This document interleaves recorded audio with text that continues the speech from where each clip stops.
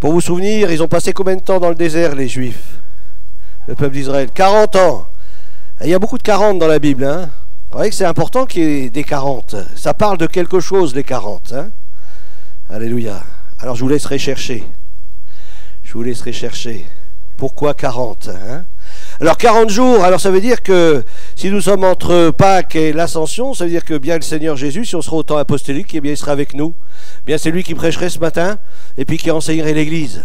Pendant 40 jours, vous imaginez 40 jours, c'est... Moi je voudrais pas le lâcher. Hein. S'il était dans la chambre haute, eh bien Seigneur, moi je veux rester dans cette chambre-là et puis je veux toujours recevoir de ta parole, de ton enseignement. Alors il y a eu beaucoup de choses qui ont été dites pendant ces 40 jours. Qu'est-ce que vous en pensez? Jésus a-t-il beaucoup parlé pendant 40 jours? Ah, je pense qu'il a dû beaucoup parler. Mais où sont ses écrits de ce qu'il a pu dire? Hein, grand silence. Ben, on retrouve tout cela bien peut-être aussi dans les lettres de Paul, de Pierre, comme on dit Pierre, Paul, Jacques, de Jude, etc. On retrouve tous ces enseignements, toutes ces paroles.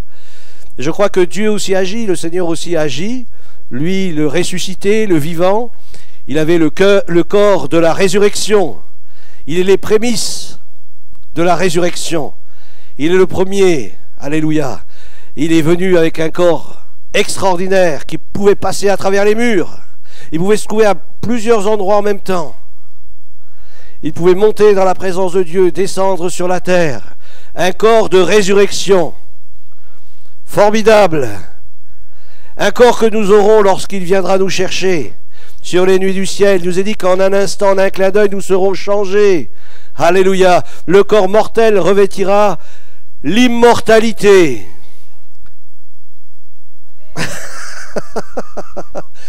Alléluia. Mais vous savez qu'il y a beaucoup de chrétiens qui n'y croient pas. Hein. Ils ne croient pas la Bible. Ils croient simplement ce qu'on leur raconte. Mais ils ne lisent pas la Bible. Alors que la Bible est claire. L'épreuve de la résurrection de Jésus. Savez-vous que Jésus est ressuscité? Amen. Il est réellement ressuscité. Comme il l'avait annoncé. Alléluia. Jean chapitre 20. Jean chapitre 20 versets 3 à 9. Pierre et l'autre disciple. Qui c'était l'autre disciple? C'était Jean. Mais non, il y a Pierre et l'autre disciple. Bon, Jésus pouvait les doubler, mais pas Pierre encore. Hein. Donc, Pierre et Jean, ils ont couru où ça? Au sépulcre. Pourquoi? Ben, pour vérifier ce que les femmes, elles racontaient, parce que vous savez, quand une femme, elle parle, des fois, il faut toujours... Non, ah bon. Oh, ouais, bon. Alors, ils voulaient voir, vérifier si ce que les femmes, ils avaient dit, si c'était vrai. Ah ben oui. Hein? D'ailleurs, les Béréniens, qu'est-ce qu'ils ont fait quand ils entendaient prêcher Paul? Eh ouais, vérifier. C'est pas un péché de vérifier. Hein? Moi, si le Seigneur, je sens qu'il m'a guéri, aller chez le médecin pour qu'il contrôle ma guérison, c'est pas un péché. Hein? Donc, voilà, vérifier, c'est important de vérifier. Les Béréens, hein? Pas les Béréniens. Les Béréens. Alors ils allèrent vers le sépulcre, ils couraient tous deux ensemble. Ah, ça devait cavaler. Hein. Alors je ne sais pas combien il y avait de la chambre haute jusqu'au sépulcre, mais ils ont dû courir, arriver devant le sépulcre. Et puis là, ça leur a coupé le souffle parce que le tombeau était vide. Le tombeau était vide. Waouh! Qu'est-ce qui s'est passé? Mais l'autre disciple courut plus vite que Pierre. Ah, Pierre était un petit peu moins jeune, hein. Jean était beaucoup plus jeune, donc un peu plus nerveux. Hein. Et lui, il courait plus vite que Pierre. Il arriva le premier au sépulcre, s'étant baissé, il vit les bandes qui étaient à terre. Cependant, il n'entra pas.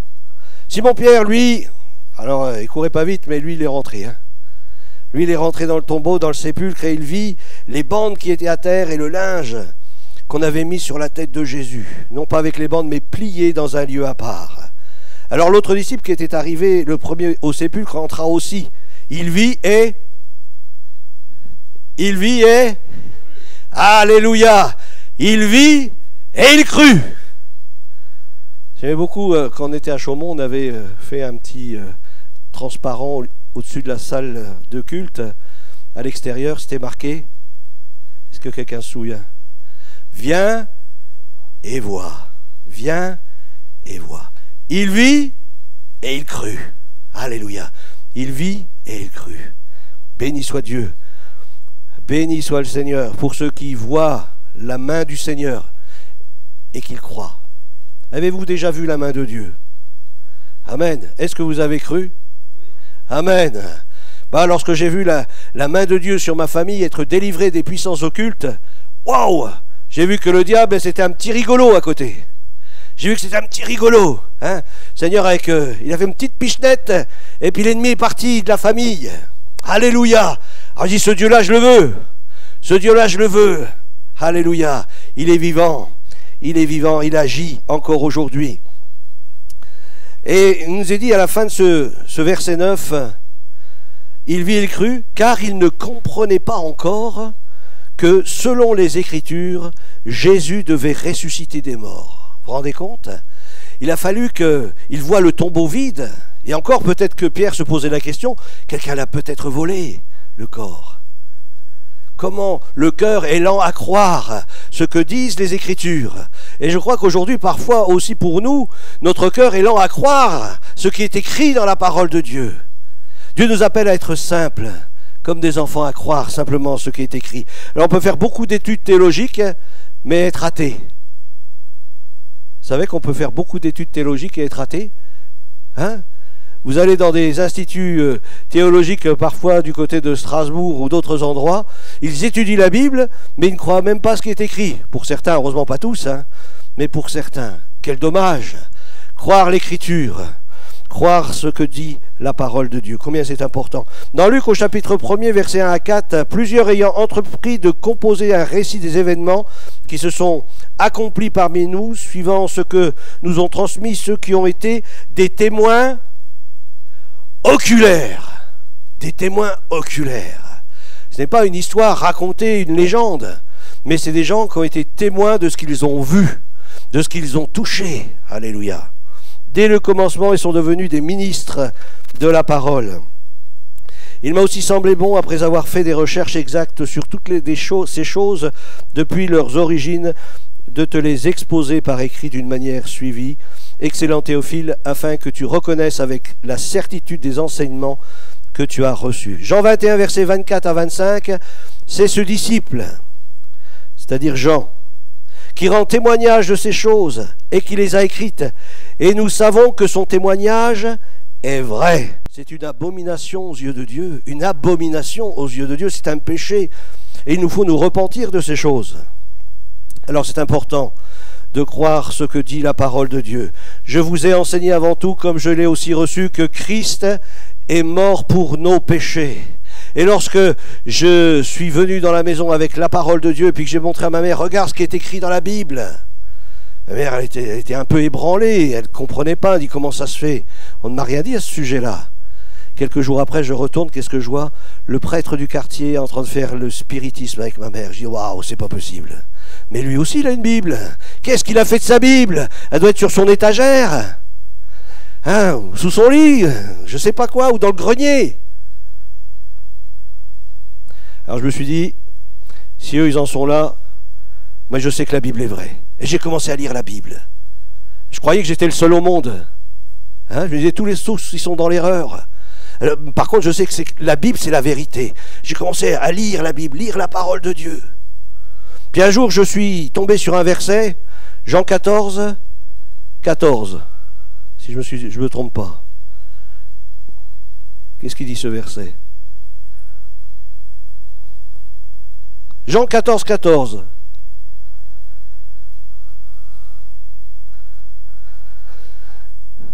Bravo! Bravo! Si vous demandez quelque chose en mon nom, je dis qui c'est qui parle? C'est le curé du quartier? Non. C'est l'évêque, c'est le pape, c'est je sais pas qui, c'est le pasteur. Non. C'est Jésus qui dit, si vous demandez quelque chose en mon nom, je le ferai. Ah, je dis ça, c'est la clé. C'est la clé. Et là, je me suis mis dans la chambre parce qu'il est écrit, entre dans le lieu secret, ferme la porte, et là, prie ton Père dans le secret. Waouh! Je faisais tout comme c'était écrit. Et là, je disais, s'il y a un Dieu, il est obligé de répondre. S'il ne répond pas, c'est qu'il n'y a pas de Dieu. Et puis là, j'ai demandé qu'il intervienne pour ma famille, et une semaine après, c'était bouclé. On était venu chez mes parents, on avait chassé des démons au nom de Jésus, on avait prié pour ma mère, elle était délivrée de sa dépression, on avait prié pour mon frère, il était libéré de ses démons. Dieu avait manifesté sa puissance. Et quand j'ai vu ces chrétiens qui avaient chassé des démons chez moi et qui avaient une assemblée pas très loin de chez nous d'ailleurs, on n'avait jamais entendu parler, mais c'était quoi, peut-être à 3 km de chez nous, même pas. J'étais dans leurs réunions, puis j'écoutais. Et j'avais ma Bible. Avez-vous votre Bible ce matin? Pas pour taper sur la tête du pasteur, hein. Ah. Et là, j'examinais ce qu'il disait, si c'était conforme à ce qui était écrit. Je crois que c'est important d'avoir sa Bible.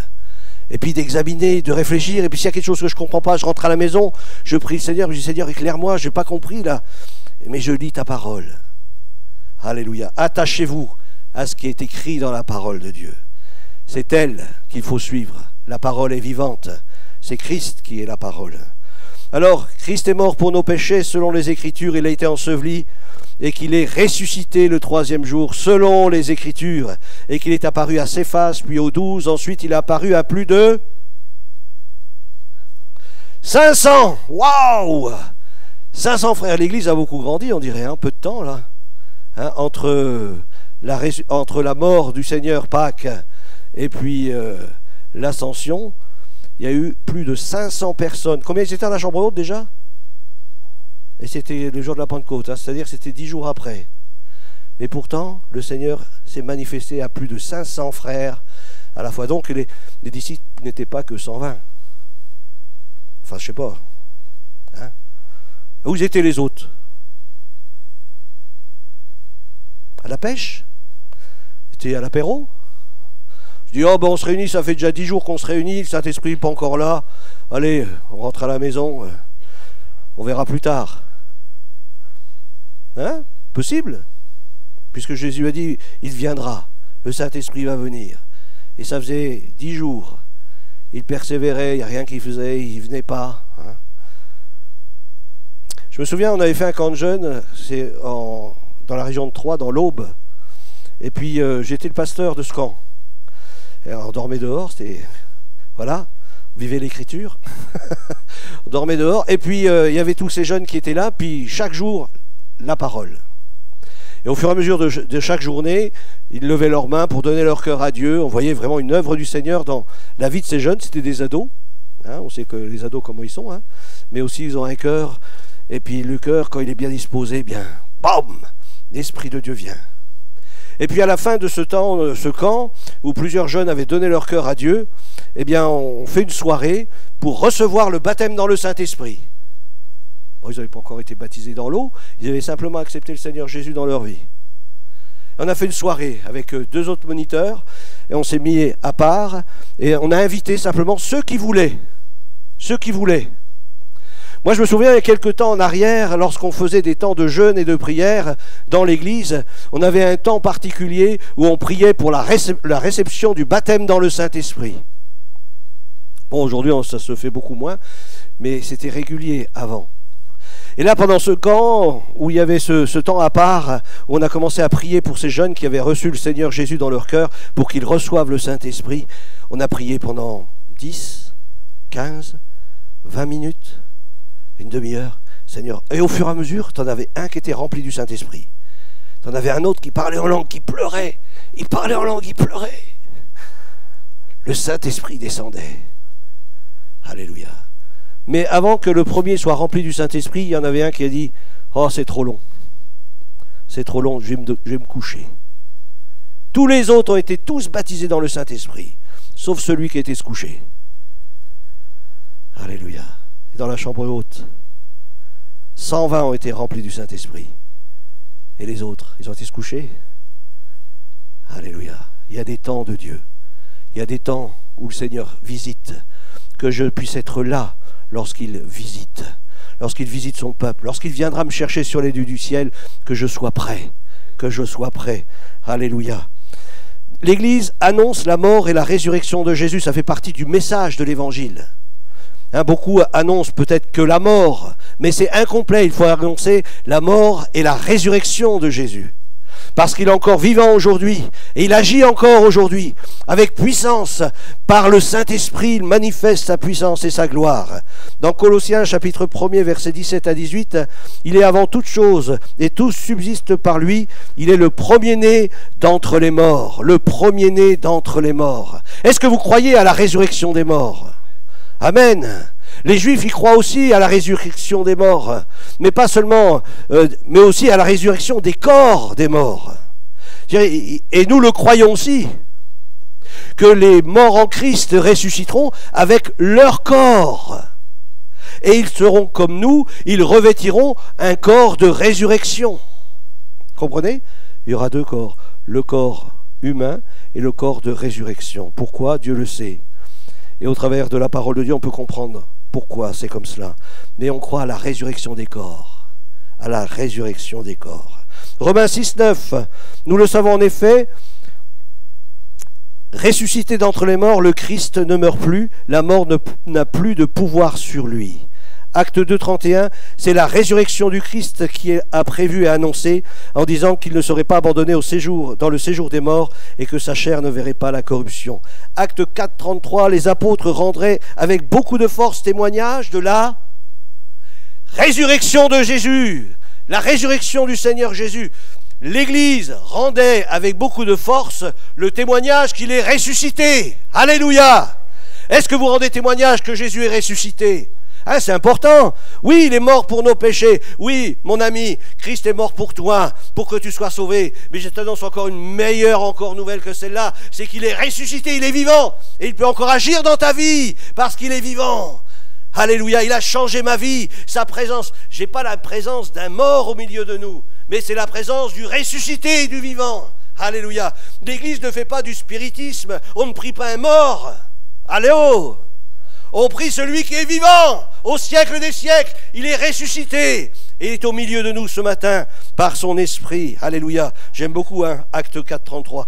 Les apôtres rendaient avec beaucoup de force témoignage de la résurrection de Alléluia. Seigneur Jésus. Je suis régénéré, je suis ramené à la vie parce que lui-même, il est ressuscité d'entre les morts.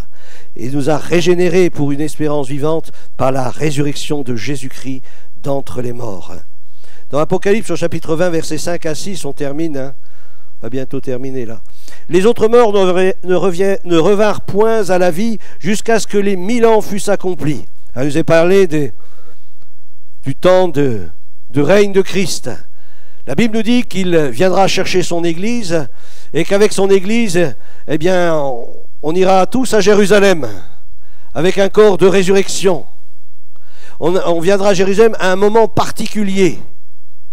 Un moment où toutes les armées viendront contre Israël, où Israël sera assiégé, où il ne restera plus qu'un tiers de sa population.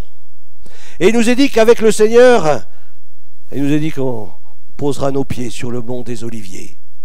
Et qu'au moment où il posera ses pieds sur le mont des Oliviers, c'est-à-dire de l'endroit où il est parti, puisque l'ascension est parti de là, il est parti du mont des Oliviers, bien de l'endroit où il est parti, il reviendra de la même manière, nous ont dit les anges.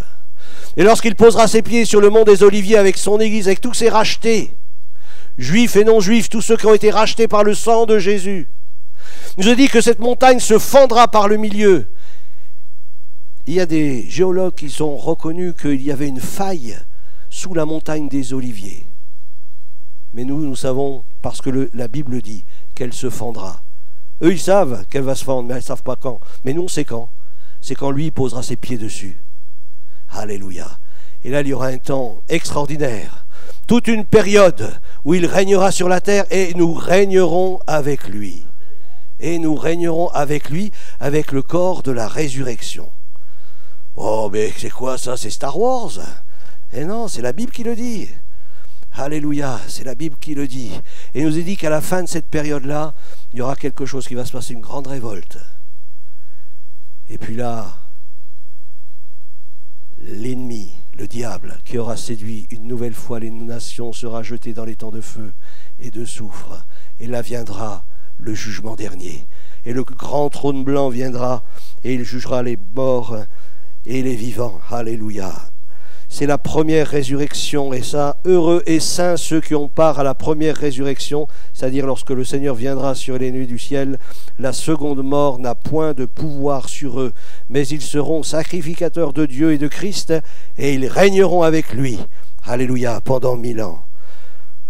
La résurrection de Jésus-Christ étant un fait indéniable dans la prédication de l'Église, il est sûr que comme Christ est mort et est ressuscité, il reviendra aussi, comme il l'a annoncé, pour venir chercher ceux qui lui appartiennent.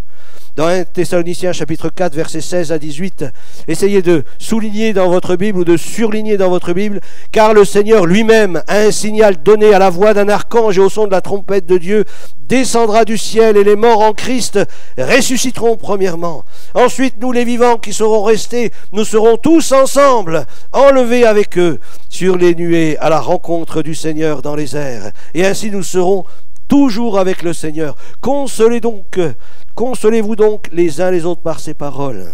1 Corinthiens 15, versets 21 à 22, car puisque la mort est venue par un homme, c'est aussi par un homme qu'est venue la résurrection des morts. Amen. Alléluia. Et comme tous meurent en Adam, donc c'est l'homme par lequel la mort est venue, de même, tous revivront en Christ. Alléluia. Tous revivront en Christ. Sommes-nous prêts à rencontrer Dieu? J'aime beaucoup ce verset, je ne sais pas si vous le connaissez. Amos 4, 12. Amos 4, 12. Qui est Amos? Amos est là? Ah mais ils n'ont pas vu, ils peuvent dire. Ah, Bernard, tu gâches la fête, Bernard. Je cherchais dehors si je voyais Amos. Ah non, c'est là au mur. Prépare-toi à la rencontre de ton Dieu. Est-ce que vous êtes prêts? Ah, ça vient. Hein? Est-ce que vous êtes prêts? Alléluia. Et c'est chaque jour qu'il faut se préparer. Chaque jour, il faut se préparer. Parce qu'il a dit, je viens bientôt. Alléluia. Je viens bientôt. Sarah, est-ce que tu es prête? Elle n'est pas prête. Aïe, aïe, aïe, aïe, aïe, aïe. Ben, elle est déjà dans le ciel, là. Mais à mi-ciel. Alléluia. Il faut être prêt. Parce que nous ne connaissons ni le jour ni l'heure. Alors, il y en a, ils font des pronostics. Il viendra à tel moment ou à tel moment. Vous savez que les premiers disciples, eh bien, ils étaient prêts à ce qu'ils viennent maintenant. Alors, raison de plus que nous, si nous n'avons pas à faire de pronostics, il vient bientôt. Et c'est lui qui décidera quand, mais il vient bientôt. Alléluia. Seigneur, notre Dieu, notre Père, nous voulons te bénir pour ta parole qui est la vérité. Seigneur, fais de nous des amoureux de ta parole, que nous puissions aimer la parole de Dieu de tout notre cœur. Ta parole, elle s'est manifestée en chair en la personne de Jésus-Christ. Merci pour cette parole qui a transformé notre vie et qui a fait de nous de nouvelles créatures. Seigneur, nous voulons te bénir pour ce temps, ce matin, où ta parole est annoncée. Merci de rafraîchir nos cœurs, de renouveler notre esprit et notre intelligence. Merci de nous remplir du Saint-Esprit. Merci de nous rendre attentifs, Seigneur, à tes paroles, être prêts pour ton prochain retour. Seigneur, merci parce que tu nous as donné une espérance dans notre cœur qui est comme une encre.